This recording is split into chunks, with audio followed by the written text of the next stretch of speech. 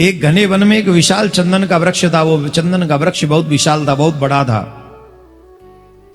उसकी लताएं फैली हुई थी और उसकी जो गंध थी वो पूरे वन को सुगंधित कर रही थी। उस चंदन के वृक्ष में बहुत ही, चंदन वृक्ष है तो सुगंध तो होगी ही स्वाभाविक।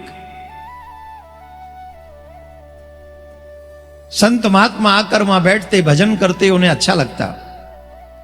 आने जाने वाले राहगीर भी चंदन की छांव में बैठते, कुछ प्रसाद लेते और चले जाते। प्रसाद माने थोड़ा बहुत चंदन साथ ले जाते और बड़े प्रसन्न रहते।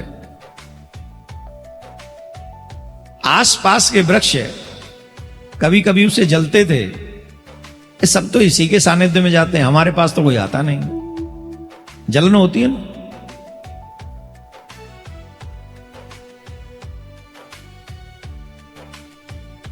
लेकिन कर कुछ सकते नहीं थे, क्योंकि वो चंदन तो चंदन ही है। एक दिन क्या हुआ, उस चंदन के वृक्ष में थोड़ी सी दीमक लग गई। हर युवा को सुननी चाहिए ये कथा ध्यान से। एक दिन उस चंदन के वृक्ष में नीचे जड़ में दीमक लग गई। जब जड़ में दीमक लगी तो जो उस वन के और वृक्ष थे छोटे मोटे, वो हंस रहे थे। चंदन के वृक्ष पे नहीं, दीमक पे। कितना विशाल चंदन का वृक्ष है, ये छोटी सी दीमक इसका क्या बिगाड़ लेगी, क्या बिगाड़ लेगी इसका।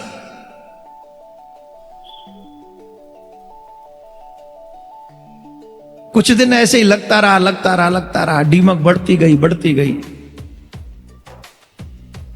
एक दिन क्या हुआ कि थोड़ी जोर से आंधी आई।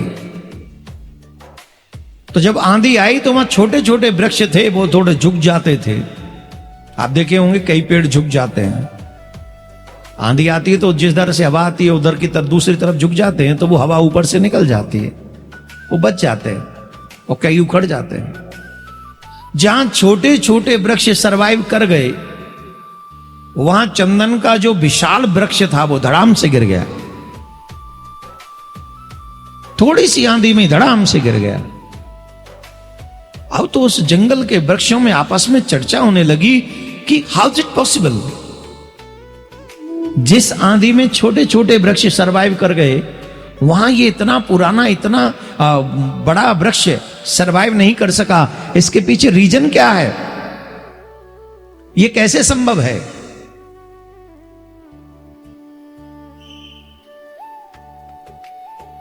कुछ लोगों ने उस चंदन का नीचे का तला देखा।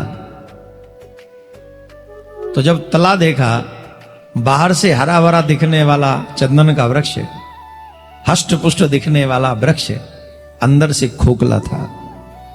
रीजन, उस दीमक ने उसे अंदर से खोखला कर दिया था, उसकी सामर्थ्य को छीन लिया था, उसकी शक्ति को छीन लिया था। तो जो शक्ति छोटी छोटे वृक्षों में थी, उतनी भी शक्ति उस चंदन के वृक्ष में नहीं रही, वो गिर गया। तो एक बहुत बुजुर्ग वृक्ष से छोटे छोटे वृक्षों ने पूछा, ये कैसे संभव हो गया, ये कैसे हो गया कि वो चंदन का पूरा इतना बड़ा वृक्ष धड़ाम से गिर गया, ये कैसे संभव है। तब बूढ़े बरगद ने कहा,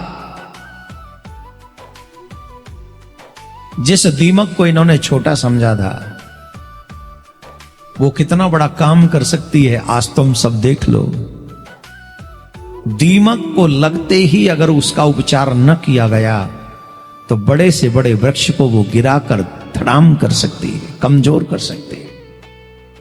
इसका तात्पर्य क्या हुआ, मनुष्य के पतन का भी कारण यही है। एकदम से पतन नहीं होता है। ये जो चरित्र की दीमक है, पाप की दीमक है, एकदम से नहीं लगती है। ये पहले मन में आती है, पहले बुरे विचारों में आती है, फिर बुरी संगत में आती है, फिर कर्म में आती है, और पहली बार न पकड़े जाएं तो ये आदत बन जाती है। और इस आदत के माध्यम से ये दीमक ही है जो धीरे धीरे धीरे धीरे हमें अंदर से खोखला कर देती है। समाज में तो हम रिस्पेक्टेबल दिखते हैं, अंदर दम नहीं होता है। समाज में लोगों के सामने तो हम हार पहन रहे होते हैं, रिस्पेक्ट पा रहे होते हैं, लेकिन जब बाहर अंदर जाते हैं, अंदर झांकते हैं तो सब खोखला है। और छोटी सी आंधी, जब थोड़ी सी भी कोई बात, जब जीवन में पहली छोटी सी भी कोई आंधी आती है तो उसका पूरा व्यक्तित्व ढह जाता है। आज समाज में दुष्कर्म, व्यभिचार, परिवार का टूटता हुआ ये हाल, ये नशा, ये विश्वासघात अपराध बढ़ रहे हैं।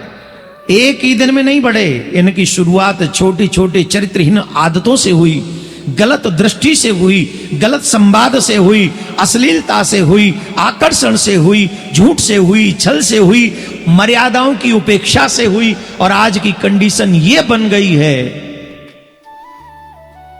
कब कौन पत्नी पति को मार दे, कौन पति पत्नी को मार दे, कोई भरोसा नहीं।